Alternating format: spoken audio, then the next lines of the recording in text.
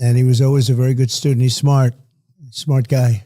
Which one of your kids, what's something you admire about each one of your sons? Well, Don is a hunter. He's a great, great hunter and knows everything about that world and guns and all. He was the first one that said, "Dad, boy, you got lucky," because I didn't realize that 130 yards is actually very close in that parlance. And he said, "You got lucky." He knew immediately when he saw that. He said, "It's incredible," because that's considered a pretty close distance. From how far the shooter was? Yeah. Oh, And the guy wasn't a bad shooter, supposedly. He was a very disturbed guy, but he wasn't a bad shooter. And Eric, likewise, he loves the business. He loves real estate. Also very much of a hunter and understands a lot of things about that. They were sort of, as young guys, they were with their grandfather. But yeah, those are some of my favorite things ever. UFC became my favorite sport during the pandemic because Dana was brave enough to stay open. He was the whole ball game. He was the only sport, and he'd open up in arenas with nothing other than very good fighters. Yeah. And they would be fighting. He had some of the best fights during the pandemic. Yeah. But it was exceptional. There it is right there. See, look, there you are, and I'm right behind you there. Oh, clapping with that hat on, the white guy in the hat. That's great. That's right. The white guy in the hat is right. That's great. Yeah, I mean, there's a lot of us there, but I was one of them for sure. That's right. See, that's me right there. Good sport, isn't it, huh? Yeah, I'm a Dustin Poirier fan. So. Oh, he's great. He was, boy, I tell you, he's a warrior. That last fight he had, whether you like it or not, he is a warrior. Yeah. Yeah, it felt like he didn't get the victory, but it didn't feel like he lost. No, he didn't lose that fight. He really, the man he was fighting was tough. He was tough and didn't expect that same fight. But he oftentimes will, he having too much fun, or what do you think? It was drugs? Having heart attacks because it was such a crazy event. Oh, yeah. It was so, the people were just, I know a friend of mine, the father, he had a bad heart attack. Literally, they took him out. They were taking people out. It's an early KO. And I don't hear that anymore. I mean, there were other exciting sporting events. I don't think there's ever been, I don't know, I guess there has. But you would think Joe Frazier, Muhammad Ali, their first fight. Yeah. But it was a very exciting time. Well, yeah, and just people being, I guess, sometimes our systems aren't ready to handle the amount of excitement that's going on, Like, I think, maybe people just couldn't even handle so much joy. You think it was that people were just so excited. They had heart attacks. Yeah. I mean, they just had, I guess they do it, maybe Super Bowls or something. Oh, people have heart attacks eating a thick soup, So it's like, I'm not surprised that something so awesome like that would make your heart be like, yeah, I'm out. Yeah, but I never hear of it, and I'm sure it happens. True Social, you mean? True Social, yeah. And that's been very successful in getting my voice out. Well, I needed a voice because, I was on Twitter and I was on Instagram. I was on all of it. And I was on Facebook. And when you added it up, I was told by Zuckerberg and others, it was like record-setting type of numbers. And then one day I didn't have anything because they canceled. They canceled. There's such a collusion there, right? Yeah, it was a pretty bad thing. And so I had nothing. So after about a month, I have a lot of things to say. And after about a month, I said, you know what I'm going to do? I'm going to just go out and put out an old public relations statement. You remember that? And although you're a little young to see it, but in the old days, you'd put out a statement. And I did, and it was just gobbled up. It was really gobbled up. And I opened Truth, and Truth has become terrific, actually, for me. Platform. I really want just as a platform. It's more important than anything else. He hit me up one night and was like, hey, man, I'm having a birthday party this week and you should come. And I didn't even know him, and it was nice of him. And since then, we've done a lot of fun stuff together. His brother's missing a leg, too, which is crazy.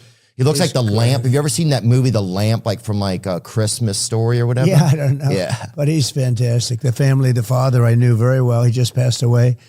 And it was tough. You knew his dad? For the brother. I did. And he was fantastic. Yeah. I got to know him through knowing Bob. And I tell you what, it's just a fantastic family, the whole family. Yeah. No, I love Bob. He and I joke around together a lot. We've spent a lot of time together. Look at his brother right there. That's right. Dude hits And you know what? He plays too. Golf and he plays well. He hit a perfect drive with me. I said, do you play? We were on the 17th hole. I said, do you play? He goes, yes. I said, oh, really? Do you want to hit a shot? And he said, okay. And he got up Well, it was very hard for him to put it was real good because they say alcohol is tougher than drugs to get off of. I don't know if you've ever heard that. I'm in recovery, actually. I've been in recovery, so like most of the last 10 years. From alcohol? From drugs and alcohol. So which is worse?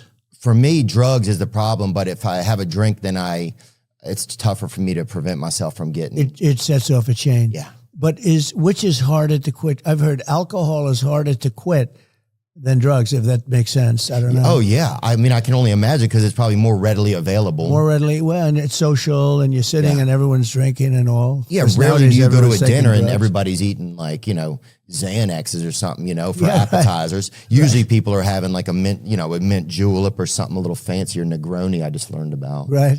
But yeah. So you have a problem with that then? Yeah. Oh, wow. It's been in my family. My family, it's like, yeah. Can you stay away from it? Yeah, I've done it. Don't ever drink. Don't ever smoke. He'd always add smoking because he did smoke a lot, which is, not very healthy.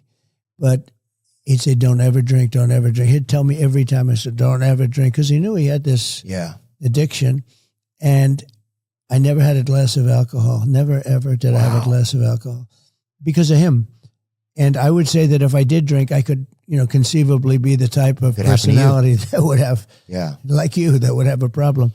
But I never had. And the only thing I say to people is, if too late for the people that you're talking about, but if you don't drink, you don't miss it. I mean, I don't even think about alcohol or right. It's not a part of your world. I don't think about cigarettes. I don't think about any of that.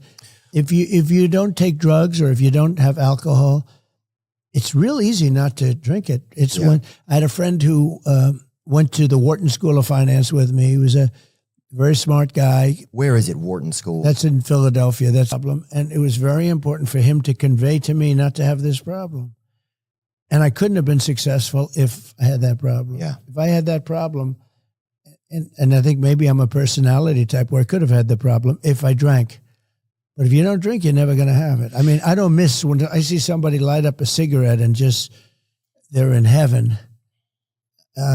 I don't miss that at all. It's weird. It's so it's very Native American too. Isn't it crazy? It's bizarre.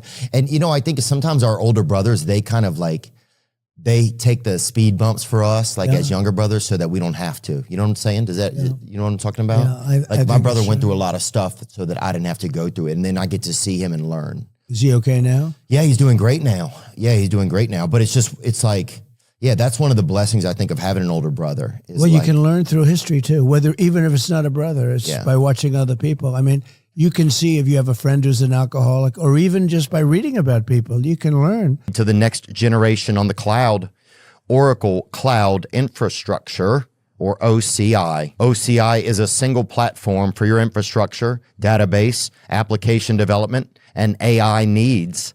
OCI has 4 to 8 times the bandwidth of other clouds, offers one consistent price instead of variable regional pricing, and of course, nobody does data better than Oracle. So now you can train your AI models at twice the speed and less than half the cost of other clouds. If you want to do more and spend less, like Uber and Databricks Mosaic, take a free test drive of OCI at oracle.com/Theo.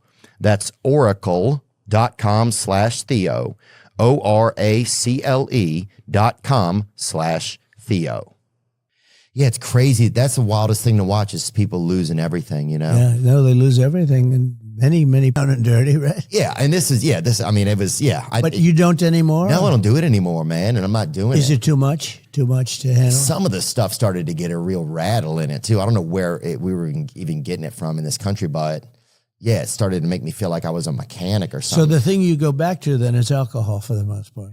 Right, yeah, but what I want probably is cocaine, but I know that if I have a drink, then it'll be like, okay, well, I had a drink, then I can do this. Is cocaine a stronger up?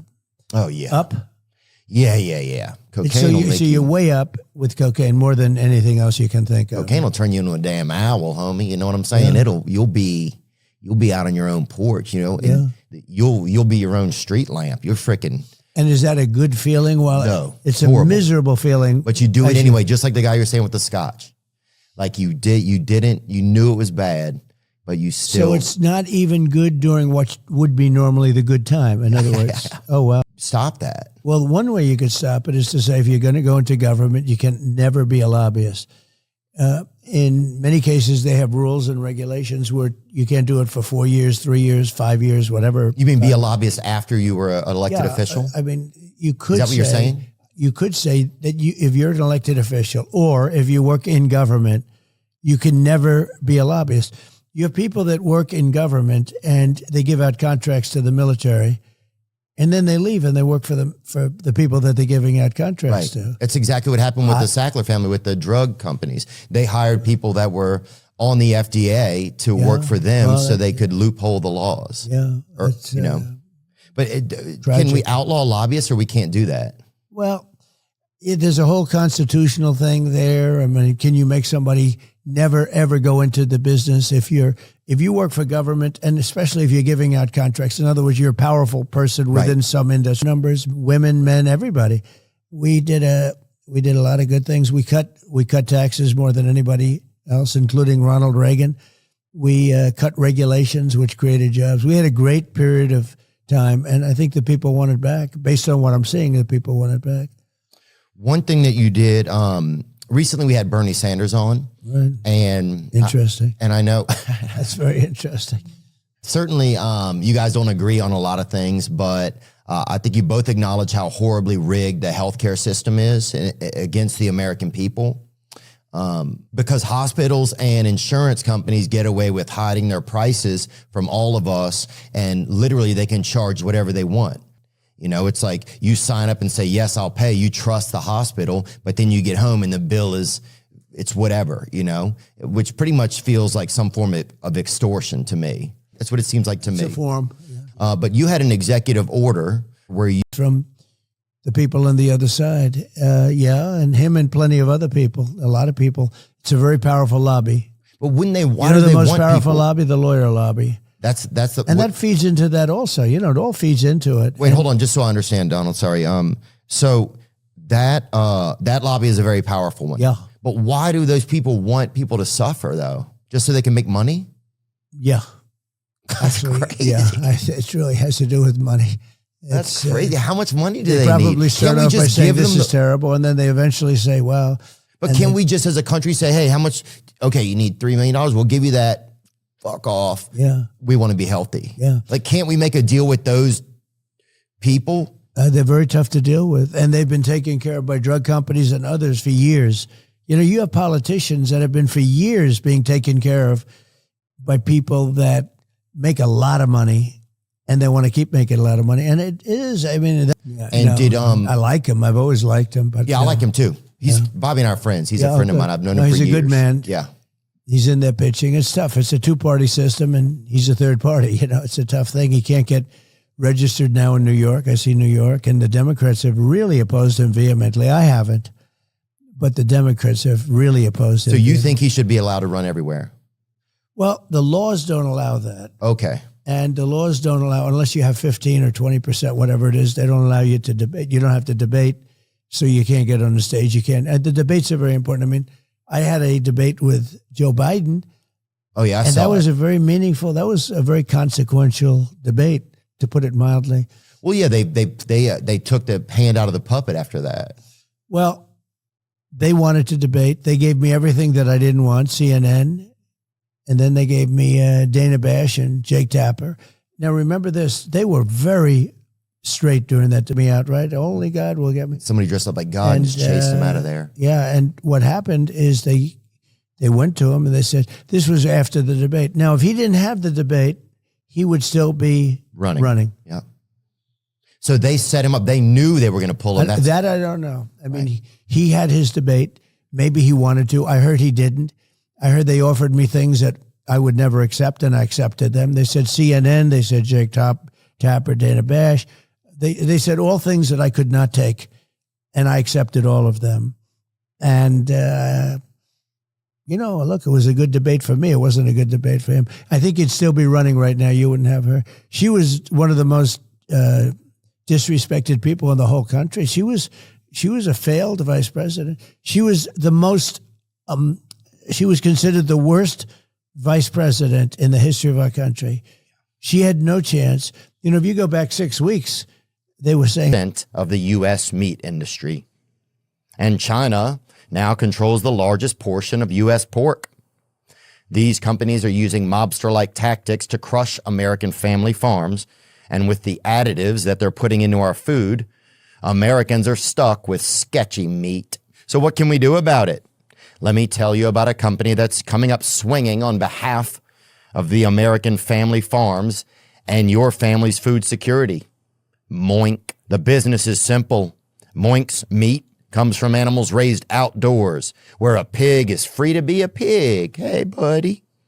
Their farmers are given an honest day's pay for an honest day's work, and they deliver meat straight to your doorstep at prices you can actually afford. So keep American family farms farming by joining the Moink movement today at moinkbox.com/Theo. Sign up today and get free hot rolls in your first order. Spelled.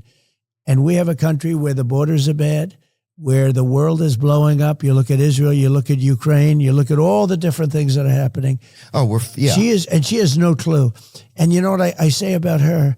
Why don't you do it? You know, she complains about everything. She's been there for 3.5 years. Why don't you do it? All you have to do is say, why don't you do it? Why didn't you fix it? You could fix it right now. Don't, do whatever you're doing. Yeah. And she won't talk to you, and she won't talk to anybody. She won't be interviewed. She's welcome to come on. I would love to get to talk to her. I'm sure she'd be very exciting. Actually, you could make her exciting, probably. You think? Yeah, I think so. Somebody said she's a good roller skater. That's what I heard, which is crazy. That's about it. Yeah. I mean, look, we're going to wrap it up soon. Okay. Yeah, is that what you're saying? Okay, done. Sorry. Speaking of Kamala and speaking of the border, we had 2 Border Patrol agents that came on in the past 2 years, right? Because we wanted to learn about it from people that are there on the ground. And one of the things— He was the border czar, too. He put her in charge. She was the worst border czar in the history of the world. She's a roller skater. That's what somebody told me the other day. She's terrible. But what are you going to do? What's going to happen with the border when you're back? We're going to seal the border, and I had it very well sealed. We had the most successful border in the history of our country. We're going to seal the border. We're going to finish up certain areas of the wall because they didn't do it. And we're going to have an unbelievable border. And we're going to spend a lot of time getting the criminals out. Look, we have murderers in our country now. I don't think people should be allowed to be in our country if they're criminals. Well, then you're going to be very unhappy to know that we have a lot of people, hundreds of thousands of murderers.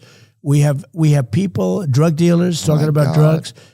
It's not even believable that they'll do it. So what they've done is they've allowed murderers, people in prisons, people in jails, people in mental institutions and sanitariums, and terrorists to pour into our country by the hundreds of thousands.